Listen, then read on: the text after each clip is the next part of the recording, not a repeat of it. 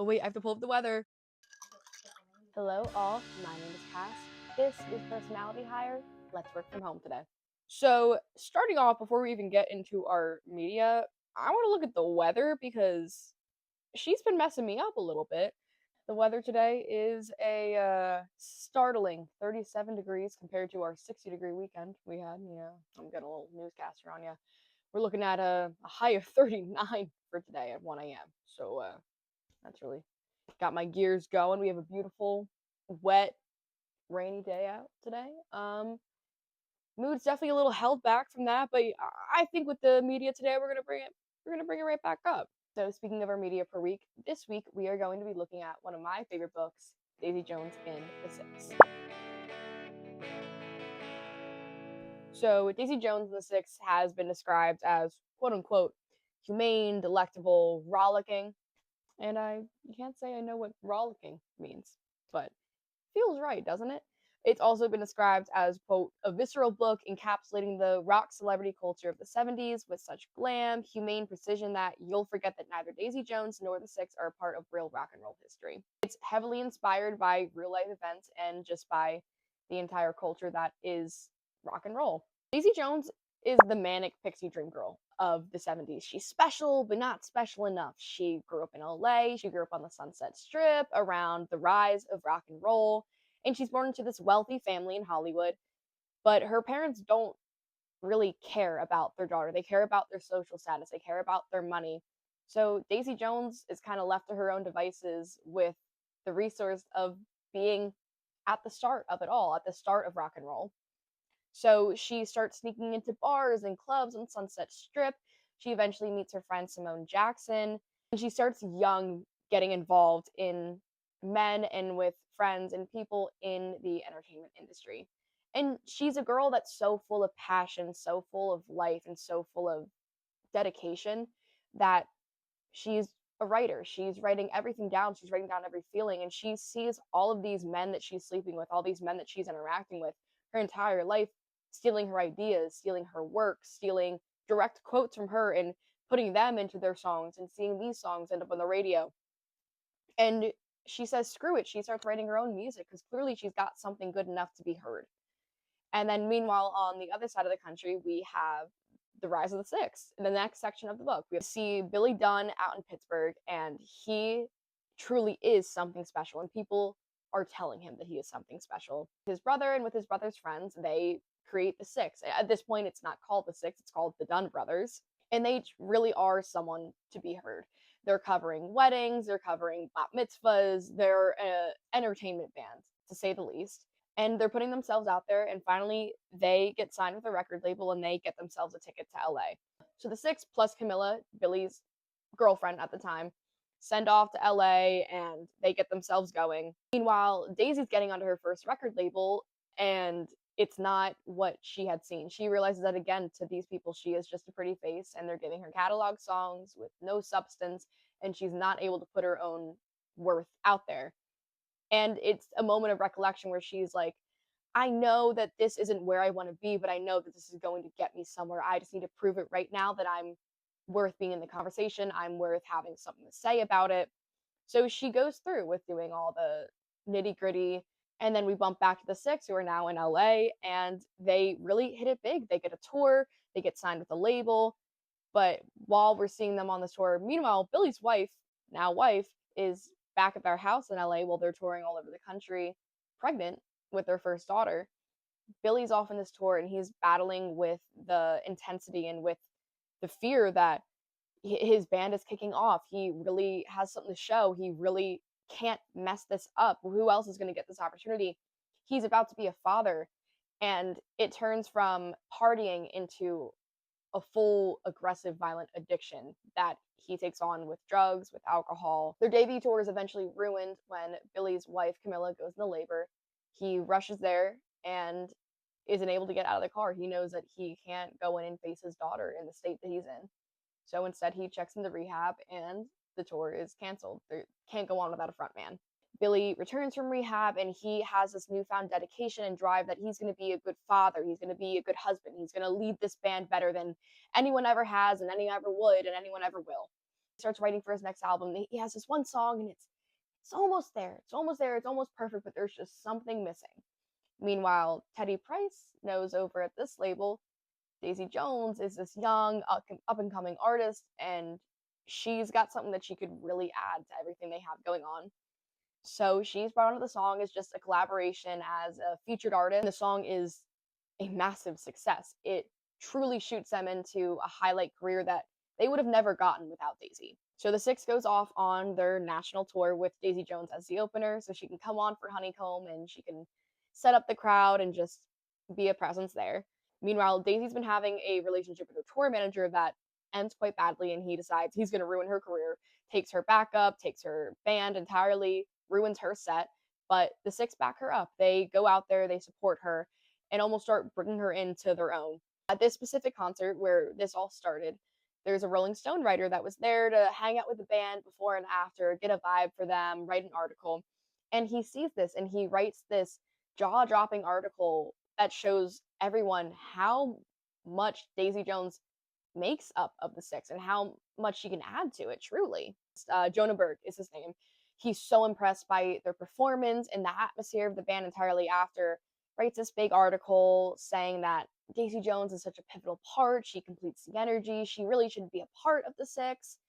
And this article comes out without the knowledge of the band. And all of a sudden, everyone can talk about is Daisy Jones should join the Six. Daisy Jones should join the Six. So after she considers it, the band considers it, Billy's against it. Majority rules, and Daisy Jones officially joins the Six. They officially changed their name to Daisy Jones and the Six. I'm gonna get sick if I say that one more time. So with Daisy officially on the docket, the band comes back together and they write their third album, officially a collaborative, called Aurora.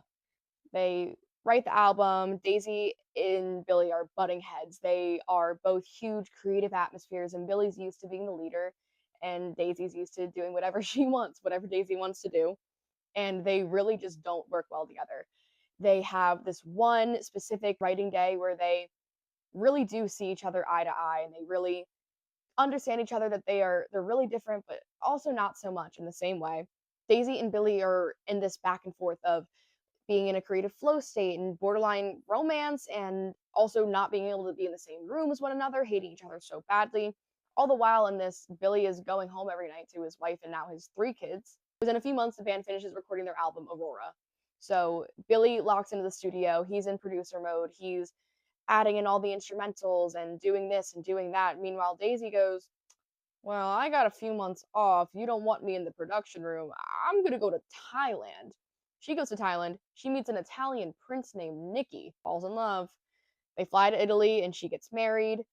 Finally, Daisy comes back to the US with the persuasion of her friend again, Simone.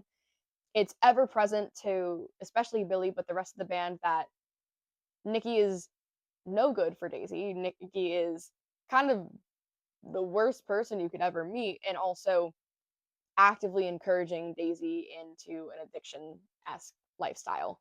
Also, when Daisy flies back to the US, Billy at this point learns that Daisy told Jonah Berg, the Rolling Stone writer, that he went to rehab. That's the reason he ruined the whole tour. And Billy's freaking out. He's like, "You can't put this information out there. You can't write this. I know you have this, but this can't be going out." So to get Berg off his back, Billy tells this writer that him and Daisy hate each other and he can write about that wherever he wants and release that wherever he wants. So now Aurora's being released, their third album, and the entire world knows that Billy and Daisy hate each other. It was so bad to the point that when this tour started, they had 2 separate tour buses for the one band because Daisy and Billy could not be in that close proximity to each other. They'd go on the stage, they'd have this performative relationship, and then go backstage and not speak to one another, shut separate doors, sleep in separate buses, not speak to the next performance until the next green room. Throughout the course of this tour, we see Daisy and Nicky's relationship get just so much more toxic and violent, and what's the word I want to use? What is the word I want to use? Wait, why can't I think of it? Whatever. Nicky is just encouraging these addictive habits of hers, and if anything, forcing her into a drugged state where she is going on stage, performing, and doing whatever he beckons that she does. Their relationship finally comes to a head when, during the tour, Daisy overdoses under the encouragement of Nicky and use, and Nikki does nothing. He believes that his wife, the love of his life, is about to die, and he does nothing about it. And Daisy survives. She comes to this state, and she's like, I cannot keep going on like this. So she divorces Nikki. She flies back to the U.S. and she ends it. And she wants to try so very hard to wean off of the pills, to wean off of her usage, and it just isn't happening. And then finally, the more the relationship goes on between Billy and Daisy, they're both realizing separately through the performance and the hatred they put on for each other, they're falling in love with each other. But Daisy's still an addict, and Billy has a wife and kids who he loves so dearly. And there's nowhere to go from there. And then finally, Daisy does come to Billy, and she expresses how much she wants to get clean. She wants help. She knows that Billy's done it, and she is coming to him for assistance. And she's fully intent on pursuing this and getting clean. And then Teddy Price, their producer, and a close, confident, and father figure to both Daisy and Billy, passes away to a heart attack, and all bets are off the table. What happened? Chicago Stadium show, Daisy Jones and the Six. Finally, it all comes to a head with the Soldier Stadium, the Chicago show. Daisy and Billy sing Honeycomb together, the first song that brought Daisy into the band, even though they haven't sung it together in over a year and so long. And afterwards, Daisy goes and tells Billy how it feels like they're the only ones in the room and that she's in love with him and confesses these feelings for him. Meanwhile, Billy's been recollecting on how painful it is to be around Daisy. He's been planning to leave the band. He doesn't know what to do. He has a wife. He's in love with her. The other members, Graham, Billy's brother, and Karen are fighting. She got pregnant. She didn't want it. He wanted a baby. He wanted to get married. She didn't want to be the girlfriend in the band. They separate. Everything had come to a head separately, with members not speaking to one another. Everyone unanimously had decided on their own terms that they were all leaving the band. Daisy's leaving a note. Graham and Karen won't speak to one another. Eddie, another member of the band, decides that he hates Billy and he can't work with him anymore. Billy can't be around Daisy. Daisy can't be around Billy. Billy wants to be with his wife. And that was it. There was this big show of the Six. They had everything up and coming for them. And then all of a sudden, there's no more Six. They just end it there. Then we go on and we find out that the person who's been documenting this story the entire time has been Billy and Camilla's daughter. We find out who's been documenting the story the entire time and compiling all these stories and compiling all these videos has been Billy and Camilla's daughter as well, which is just such a full round moment. I personally adored the storytelling format of Daisy Jones and the Six. I love that it's an oral history, and especially because the first time that I took in this media, I didn't read it, I listened to the audiobook, which, by the way, has 21 voice actors. Everyone is so distinct, and they do like announce who's about to read as it's written in the book as well. But you almost don't need that. Every voice is so distinct that you can follow it along perfectly, and they really just convey such incredible emotion, just even through the voices. I had a concussion when I read it, or when I listened to it. I couldn't read. I was going crazy, not being able to do anything. So I went on the Spotify. Oh, this sounds good. Threw it on, and all of a sudden, I was paying for 10 extra hours a week to finish it because I couldn't stop playing it. I couldn't stop listening to it.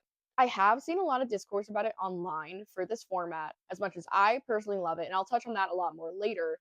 But because it comes across more, I'm telling you and not showing you, instead of you want to describe it and show, not just tell what you want to be conveyed. But we will come back to that. And I also really like that it's not entirely glorifying the rock and roll lifestyle of the 70s. We see every member of the band struggling with substance abuse. We see the life of Simone Jackson, who's Daisy's best friend in the book, and the struggles that she goes through as a young Black woman in the music industry, and that she simply does not have the same opportunities as anyone else. And we also see the female perspective between especially Karen. Karen is my favorite reflection in looking at it because we see just so many aspects of it. And like we see her relationship with Graham. Her and Graham have been in love almost the entire time the Six have been together, but she refuses to be the girlfriend. She refuses to be the girlfriend of the band. She doesn't want to be seen as that. She'd be seen as Karen Circo, star keyboardist, greatest backup in the Six, not, oh, Graham's girlfriend. And she knows that that's what the world would see her as because it was the 70s. I do also adore the solidarity in the relationships between Karen and Camilla and between Karen and Daisy. I feel so strongly for seeing female friendship in media, and it makes me so happy the way that it's presented, and especially in the TV show. While the TV show does have some separations and different stories and not entirely perfect to the source material, but in reality, what's going to be entirely set to the source material, it just, I love the way that it comes across. You can read the back of the book and understand that this is meant to be Fleetwood Mac. This is a heavy inspiration of Fleetwood Mac. Aurora is a direct mirror of the conflicts that went on the Rumors tour. We have Daisy Jones, clearly she's Stevie Nicks. Billy is Lindsey Buckingham. A quote from the author, Taylor Jenkins Reid, was, I kept coming back to that moment when Lindsay watched Stevie sing Landslide, how it looked like two people were so much in love, and yet we'll never truly know what lived between them. I wanted to write a story about that, and how lines between real life and performance can get blurred, and how singing about old wounds might keep them fresh. And then even just the triangle, the relationship of Daisy, Billy, and Camilla, the back and forth, it's a hodgepodge of Stevie Nicks, Buckingham, and then Mick Fleetwood, and just all the cogs of the machine that made Fleetwood Mac so raw and so interesting and so human. And then we also have the relationship of Graham and Karen, which is meant to be a direct mirror of the bass guitarist John McVeigh and the keyboardist Christine McVeigh, and how they divorced after 8 years of marriage after sharing the band together. After reading Daisy Jones and listening to it, I felt like I had such a void to fill. And I feel like I get that with so much media that I watch, whether it's a show, whether it is a movie, a book, anything. So I really wanted to be able to give some resources on some similar content that kind of helped me fill that space. Obviously, there's the show that you can watch after reading it. And I love the kind of game of reading it and watching it, reading it and watching it, and trying to find the incontinuities, trying to put it together, figure out like, or like look at like what they did so well, what they didn't do well at all. I love that in going back and forth. If you're looking for similar content to Daisy Jones and the Six, I would heavily, heavily, heavily recommend the other books in this little quartet of universe, not necessarily a series, by Taylor Jenkins Reid, and that would be Malibu Rising, The Seven Husbands of Evelyn Hugo, and Carrie Soto is So Back. Carrie Soto is back. I have not, sorry, Carrie Soto is back, not Carrie Soto is So Back. I have yet to read Carrie Soto is Back, which I'm hoping to get to this summer. Again, as I said, all the books kind of interlock to one another. There's some connection in there, but they're not a direct series. It's not following the plot of one another, but there are connections that I love seeing. The Seven Husbands of Evelyn Hugo is the same idea of being in like the Hollywood sphere and having to do what applies and wanting to live this entirely separate life that isn't what the world wants. And there's Malibu Rising, which is just a fascinating book about how fame can truly affect people and how it can change someone, and also looks at family structure so strong, which if you love family structure, that also is within Daisy Jones and the Six, and how the different connections work through the band. Oh, and if you want to get to more visual content, if you prefer movies, I would recommend Almost Famous. It just follows that same vibe and finding the charm that was behind the 70s rock and roll era of being on the road. And it's a fantastic cast, also. Something that sparked in me so much after not only reading the book, but also watching the show, yes, because the show has a incredible soundtrack, and it has a lot of crazy collaborators and artists that are writing on it. Like Phoebe Bridgers wrote a lot of the songs for that show, and you can like feel that vibe throughout it. But 110% recommend listening to the Aurora album. And even there's a deluxe edition that has so many more like little songs. They have Simone Jackson come on one of the songs. There's songs from when it was just the Dunn brothers, when it was just the Six. Truly, truly an incredible album. 10 out of 10 recommend. Like The River, that's probably one of my actual favorite songs. Um, but I felt like I had a void to fill. So I threw together a few songs that really, for me, capture the vibe of just feels so reflective of Daisy Jones and the Six. There is Gold Dust Woman by Fleetwood Mac, obviously. I had to put Fleetwood Mac on here. I think it would be a little fucked up if I didn't. Actually plays in the scene where Daisy throws Nikki out of her room when she's trying to divorce him in the show. But it's not the only reason I added it. It just has that raw edge that makes Daisy feel so so like almost like hard to look at. Like you got to wear sunglasses to look at her right. Just feels so raw and it feels so powerful and it feels so angry, which I love. And I have Think Twice by Suki Waterhouse. Suki Waterhouse is also in the live action show. She plays Karen Circo, the keyboardist. My favorite character, I adore Suki Waterhouse. I saw her on tour last winter, not to flex, and it was the greatest day of my life. But Think Twice is like that, like bumpy. I feel like it shows like the cover of the fun and the partying and the drugs and the alcohol and the back and forth and the fame, what you think the fun parts are of being this big artist on tour.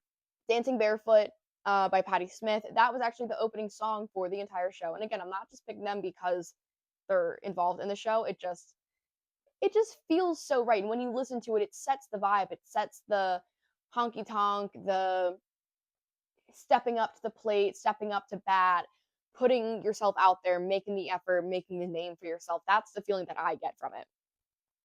Then I have two songs by a very, very small artist. Her name is Faith Alexis. You can find her on Instagram. She's on Spotify.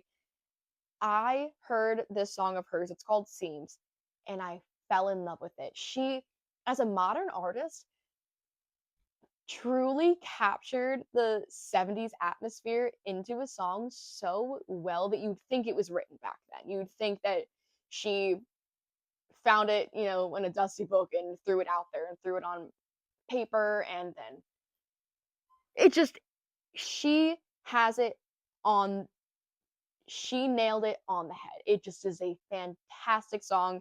And then I also found while I was putting this playlist together, Dig My Heels In by her as well, which I haven't listened to that all that much, not in the way that I've listened to Seams. I love Seams. But just the same vibe, but also I don't know, it feels like a perfect in the middle. And then the last song that I have up on here is Little Mess You Made by The Favors, which is a collaborative team of Phineas, and who else is in The Favors? And I feel awful and I can't remember her name. Who are you? Oh yeah. So The Little Mess You Made by Favors, which is Phineas, who's actually Billie Eilish's brother, and Ash. And this song, this is Daisy and Billy. This is the back and forth. This is the I love you and I can't and you hurt me, but I want to help you, and what are we doing together, and we're gonna ruin this, but we could be so good. It feels very similar to Look at Me Now, Honeycomb. It's everything in just a modern sense. And that's what I love about it. I will have this little playlist linked in the description. It just 10 out of 10, especially recommend looking into Faith Alexis. I adore her as an artist. I really do. Okay, so I feel like that's all I really wanted to touch on looking into Daisy Jones and the Six. I want to get better in my storytelling and in what I want to focus on and what aspects of different media I should look on. So I would love recommendations of I would love to look at more media that's new to me too. So I would love some recommendations down below of anything you feel like I would enjoy that you think I wouldn't enjoy. I want to give raw, honest opinions and give me some feedback. I'd love to get better in the way that I'm telling these stories and trying to encapsulate them and describe them. And this is open to more than just books. This is open to movies, TV shows. I really want to do an album review. But yeah, I hope you enjoyed. I hope you took away a little bit of something about the way that I saw Daisy Jones and the Six. I hope it encourages you to read Daisy Jones and more of Taylor Jenkins Reid. But yeah, we can clock out for the day. Thank you for listening to Personality Hire.